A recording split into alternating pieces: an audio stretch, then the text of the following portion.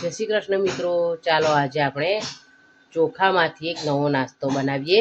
એની માટે મેં ચોખા ન લેતા આવી કણકી લીધી છે. એને મેં અડધો કલાક માટે પલાળી રાખી છે. તમે 1 કલાક માટે પણ પલાળી શકો છો. હવે આપણે એને આ રીતે એક મિક્સર જારમાં લઈ લઈશું. 2 કપ કણકી લીધી છે. 1 કપ સોજી લઈશું. આપણે અડધો કપ દહીં લઈશું. હવે આપણે એને ગ્રાઇન્ડ કરી લઈશું. થઈ ગયું છે. આપણે એને એક બાઉલમાં લઈ લઈશું. આ રીતનું બેટર આપણે તૈયાર કરી લેવાનું છે અને એને ઢાંકીને આપણે 10 મિનિટનો રેસ્ટ આપવાનો. આપણું બેટર સરસ તૈયાર થઈ ગયું છે. 10 મિનિટનો રેસ્ટ અપાઈ ગયો છે. હવે આપણે એમાં આદુ મરચાં લસણની પેસ્ટ ઉમેરીશું 1 ચમચી. ખાંડ ઉમેરીશું. ખાંડ ઉમેરી ઓપ્શનલ છે.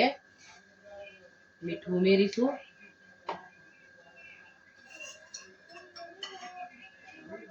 તેલ ઉમેરી લઈશું 2 ચમચી.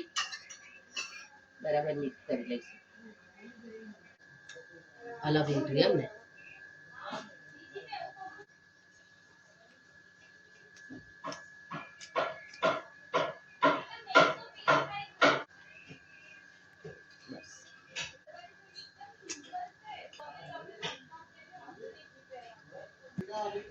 બેટર પોર કરી હવે આપણે ઉપર ગન પાવડર ઉમેરીશું. પોળી મસાલો. સ્ટીમરને પહેલેથી ગરમ કરી લીધું છે. હવે આપણે એમાં પ્લેટને મૂકી દઈશું.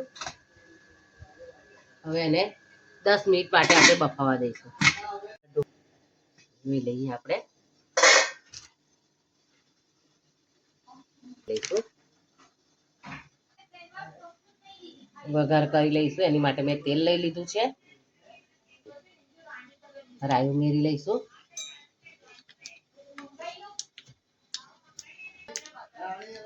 તલ ઉમેરી લઈશું.